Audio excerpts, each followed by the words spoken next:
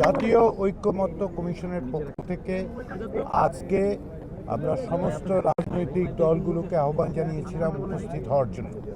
আমাদের লক্ষ্য ছিল যে জাতীয় ঐক্যমত্য কমিশনের কাজের আনুষ্ঠানিক সূচনা করা। এতে করে আমরা প্রত্যেকটি রাজনৈতিক দলকে অনুরোধ করেছিলাম তাদের নেতৃস্থানীয় ব্যক্তিদের পাঠানোর জন্য, যাতে করে তারা পরস্পরের সঙ্গে শুধু পরিচিতই হন তা নয়, তার পাশাপাশি তাদের বক্তব্যগুলো শোনা যায়। কিন্তু এখানে কোনো রকম সংলাপের বিষয় ছিল না। আজকের লক্ষ্যটা ছিল যে জাতীয় ঐক্যমত্য কমিশনের প্রক্রিয়াটা কি হবে সে বিষয়ে আলাপ আলোচনা করা। মূলত এক অর্থে এটাকে আমরা আনুষ্ঠানিক উদ্বোধন হিসেবে বিবেচনা করেছি এবং এখানে উপস্থিত ছিলেন যে 27টি বেশি দল উপস্থিত ছিলেন।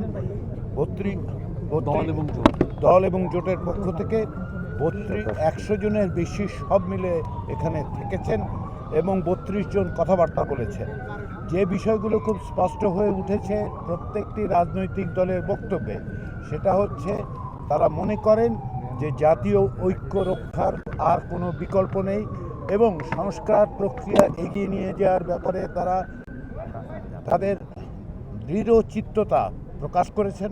তাদের পক্ষ থেকে বলা হয়েছে যে তারা জাতীয় ঐক্যমত্য কমিশন এবং অন্তর্বর্তী সরকারের এই সংস্কার প্রক্রিয়াকে তারা সহযোগিতা করবেন, সাহায্য করবেন, অংশগ্রহণ করবেন। রাজনৈতিক দলগুলোর পক্ষ থেকে দেয়া এই বক্তব্য সুস্পষ্টভাবে প্রমাণ করে যেটা আজকে অন্তর্বর্তী সরকারের প্রধান উপদেষ্টা এবং জাতীয় ঐক্যমত্য কমিশনের প্রধান অধ্যাপক ইউনূস বলেছেন, আমাদের আর কোনো বিকল্প নেই।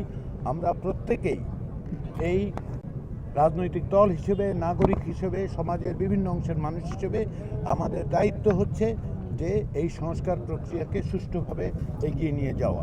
তার লক্ষ্য থেকেই আজকের এই সূচনা। আমরা আশা করছি জাতীয় ঐক্যমত্য কমিশনের কাজ এখন শুরু হবে। আমরা আলাদা আলাদাভাবে রাজনৈতিক দলগুলোর সাথে কথা বলবো, আমরা জোটগতভাবে কথা বলবো এবং এক পর্যায়ে হয়তো আশা করছি আমরা সম্ভাব্য লক্ষ্য হচ্ছে আবার সকলকে একত্রিত করে আবার আমরা ফিরে আসবো। এই প্রক্রিয়াটা আমরা দীর্ঘসূত্রী করতে চাই না। আমরা আশা করছি স্বল্প কিছুদিনের মধ্যে এটা করতে পারবো।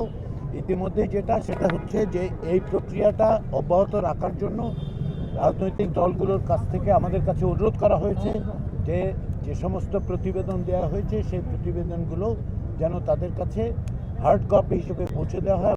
ঐক্যমত্য প্রতিষ্ঠার ক্ষেত্রে কারো কোনো রকম দ্বিধার কোনো সুযোগ নেই এবং সেই প্রক্রিয়াটাই আমরা খুব দ্রুত অগ্রসর করতে চাই জাতীয় ঐক্যমত্য কমিশনের পক্ষ থেকে।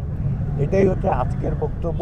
আজকের আমাদের পক্ষ থেকে মানে যতটুকু কাজ হয়েছে সেটা হচ্ছে সূচনার কাজ। আশা করি আমরা এই প্রক্রিয়াটা অগ্রসর করতে পারব।